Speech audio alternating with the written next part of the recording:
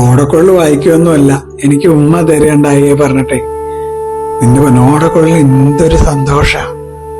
ആനന്ദ നൃത്തം ചെയ്യാൻ തിരുവരങ്ങാക്കിയത് അടിയന്റെ ശിരസ്സാണ്.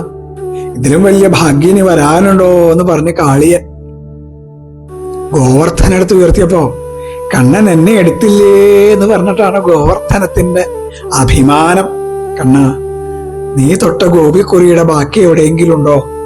ഗോപീചന്ദനത്തിന്റെ ഒരു പൊടി, അത് കിട്ടിയാൽ ഞാൻ സുഹൃത്തിയായി. നീ നടന്നുപോയ വൃന്ദാവനത്തിലെ ഏതെങ്കിലും ഒരു മണൽത്തിരി കിട്ടിയാൽ അത് അടിയന് ഭാഗ്യാണ്, സുഹൃതാണ്. കോടി ജന്മം തപമിരിക്കാം.